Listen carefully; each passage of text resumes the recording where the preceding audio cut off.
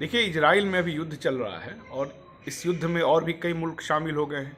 United nation भी उसको रोकने की कोई सार्थक कोशिश नहीं कर पा रहा। तो ऐसी स्थिति में अगर आप वहाँ मजदूरों को भेजते हैं तो ये देश के हित के खिलाफ है और एक अमानवीय कृत्य है। ये सोचने वाली बात है कि आप अपने को एक बड़ी आर्थिक शक्ति बता रहे हैं और स्थिति ये है कि आप अपने मजदूरों को इजराइल भेज रहे हैं, जहाँ हर मिनट में आसमान से बम और रॉकेट गिर रहा है।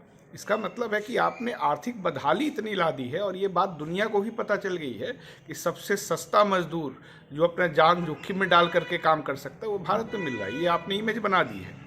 सबसे अहम बात कि आप कहते हैं कि आप विश्व गुरु हो गए हैं। ये पता करिए कि इजराइल ने चीन से, अमेरिका से, यूरोप के कितने देशों से मजदूर मांगा है। आप ही से क्यों मांग रहा है भाई? इसका मतलब कि सबको पता चल गया है कि आपकी आर्थिक नीतियाँ फ्लॉप हो गई हैं। ऐसा पहले कभी नहीं होता था। ये तो उस दौर में आपने पहुंचा दिया भारत को जब यहाँ के लोग मजदूरी करने वेस्ट इंडीज और मॉरिशस जाया करते थे। तो ये आपकी आर्थिक नीतियों की वजह से हुआ है। आपको ये इजाज़त नहीं दी जा सकती कि आप अपने यहाँ के गरीब लोगों को मौत के मुंह में डाल दीजिए।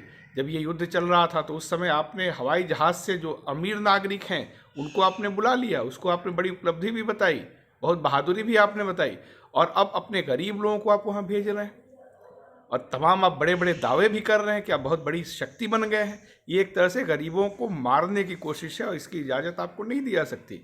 अल्पसंख्यक कांग्रेस ने आज उत्तर प्रदेश के हर जिले से इस सवाल को लेकर के ज्ञापन भेजा और हम मांग करते हैं कि इस प्रक्रिया को रोका जाए, नहीं तो इसके खिलाफ और भी व्यापक आंदोलन होगा।